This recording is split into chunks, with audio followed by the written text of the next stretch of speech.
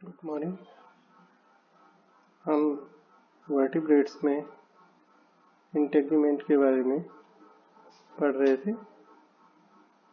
अभी तक हमने देखा इंटेग्यूमेंट क्या होती है, उसका स्किन के साथ में क्या रिलेशन है, इंटेग्यूमेंट का जनरल कंपोजिशन क्या है। कल हमने देखा था कि फिशेस में, कार्टिलेजिनस फिश, बॉनी फिश आदि में किस प्रकार का इंटेग्यूमेंट पाया जाता है,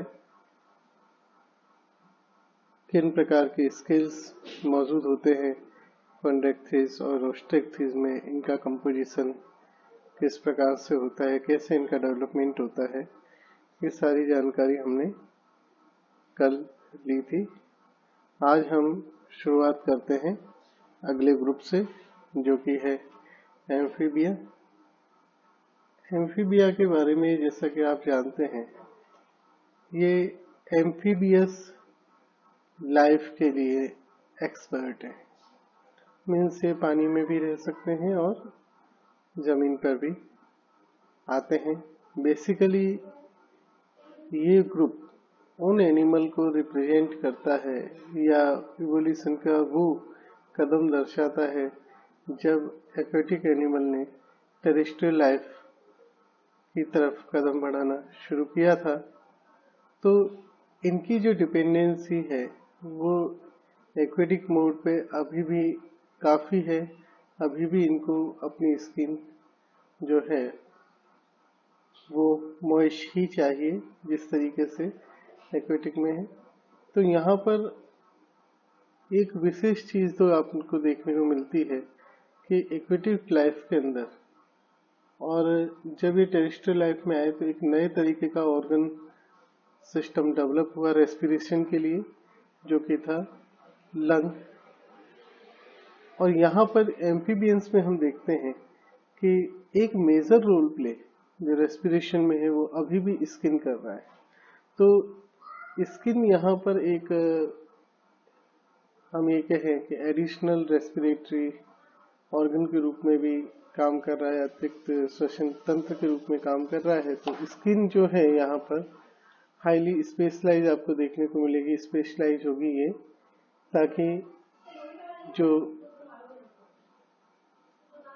रेस्पिरेशन है वो किया जा सके। तो रेस्पिरेटरी जो सरफेस है वो आपको, जो सरफेस है वो रेस्पिरेटरी आपको देखने को मिलेगी। यहाँ पर स्किन के थ्रू गैसेस एक्सचेंज हो सकता है। जैसे आपको मैंने बताया कि एडिशनल रेस्पिरेशन की जब हम बात कर रहे हैं कि ये रेस्पिरेटरी ऑर्गन की तरह काम कर रहा है, तो यहाँ गैसियस एक्सचेंज होगा। तो गैसियस एक्सचेंज होने के लिए आवश्यकता ये है कि इन्वायरमेंट और स्किन का जो ब्लड है, ब्लड और इन्वायरमेंट के बीच में जो डिस्टेंस है वो मिनिमम रहे, तभी गैसियस एक्सचेंज बेहतर तरीके से हो पाएगा। तो इस बात से ही जाहिर है आपको हो जाएगा कि जो स्किन है उसमें ब्लड वेसल तक के लिए जो डेप्थ है वो कम होगी। तो आप इसको इस तरीके से समझिए कि जो कैपिलरीज हैं वो, जहां आपने फिशेस में और बाकी वर्टिब्रेट में देखा कि वो डर्मिस तक सीमित होती हैं, या एपिडर्मिस के लोअर पार्ट में भी कैपिलरी बेड नजर आएगा, जिसके कारण गैसेस एक्सचेंज अच्छे से होएगा। साथ ही साथ डर्मिस में तो कैपिलरी बेड है ही। दूसरी जो यहाँ पर आपको खासियत देखने को मिलेगी कि एम्फीबियंस के ऊपर हम कहते हैं कि अक्सर स्केललेस होते हैं।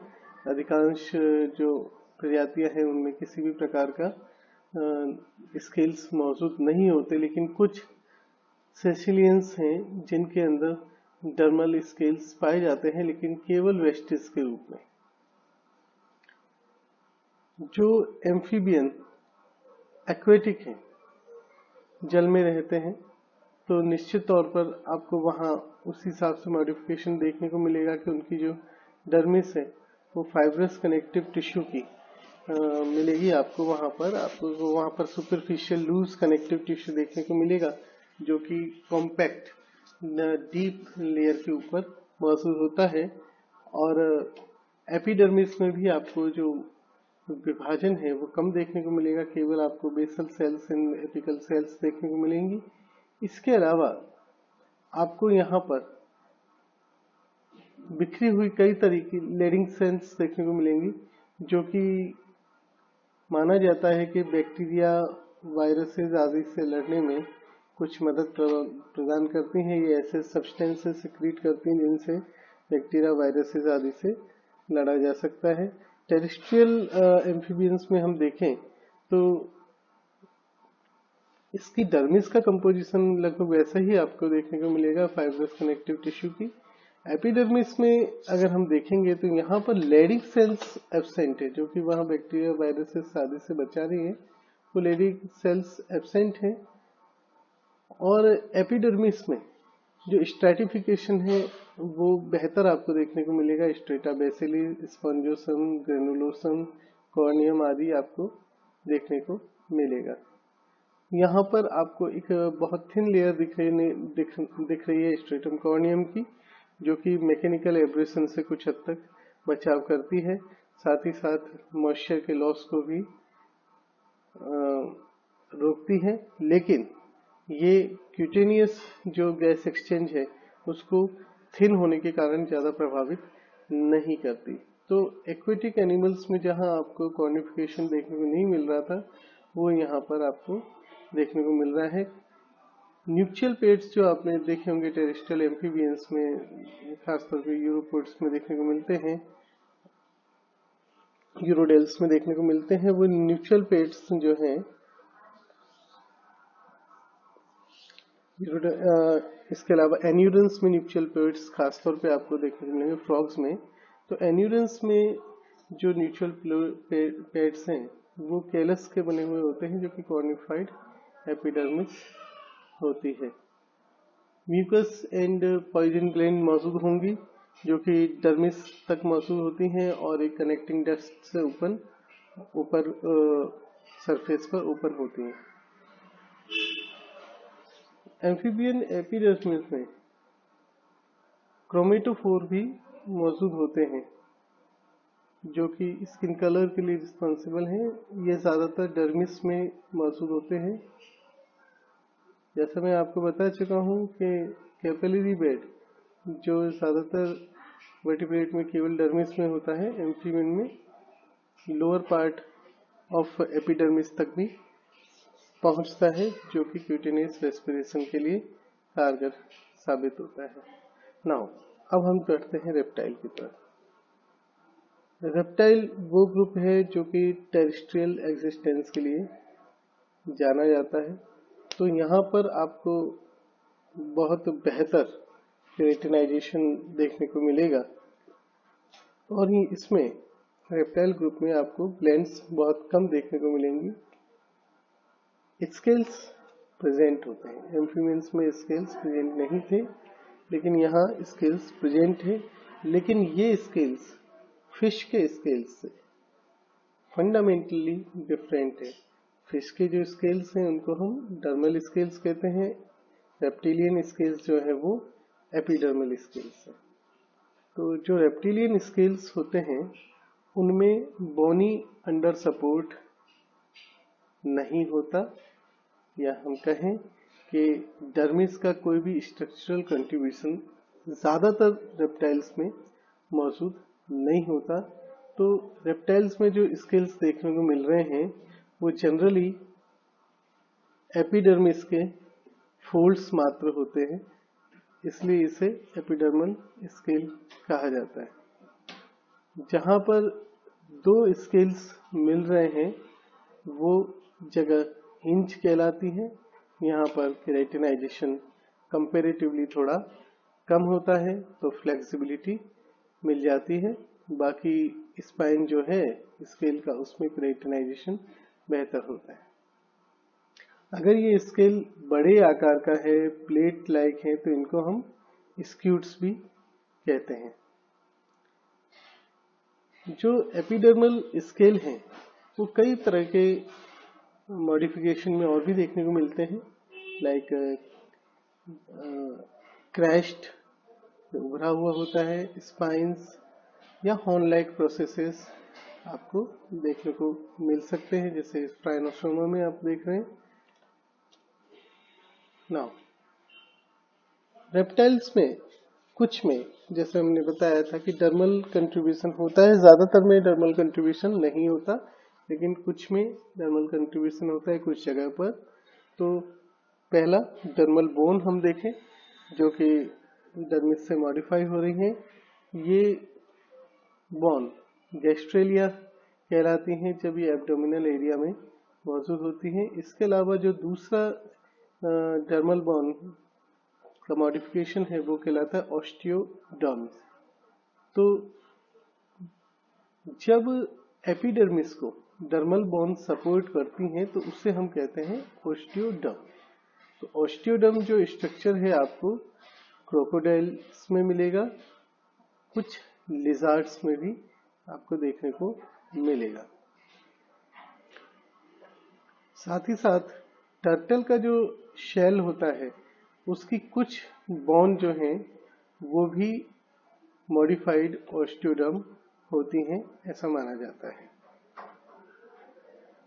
जो डर्मिस है वो रेप्टाइल्स में जो डर्मिस है वो अगेन फाइब्रस कनेक्टिव टिश्यू की ही बनी होती है। एपिडर्मिस रेप्टाइल्स में यहाँ पर स्ट्रेटिफिकेशन देखने को मिलेगा। आपको मैंने पहले ही बताया कि केराटिनाइजेशन सिस्टम रेप्टाइल्स में काफी अच्छे से डेवलप होता है, तो आपको यहाँ पर स्ट्रेटिफिकेशन और जो कॉर्निफिकेशन है वो अच्छे से देखने को मिलेगा। जो एपिडर्मिस है मुख्य तौर पर 3 हिस्सों में बटी हुई आपको देखने को मिलेगी।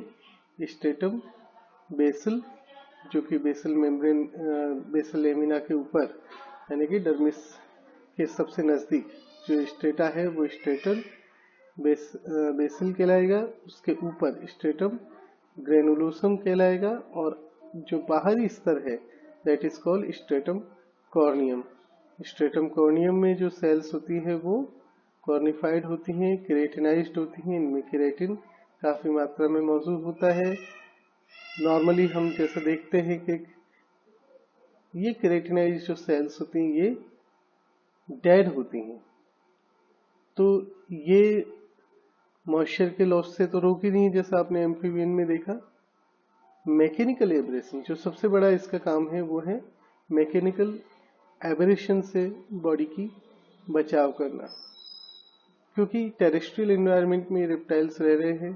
तरह तरह के मैकेनिकल एब्रेशन इनकी बॉडी पर हो सकते हैं, खासतौर पे बेली रीजन में, लेग्स में।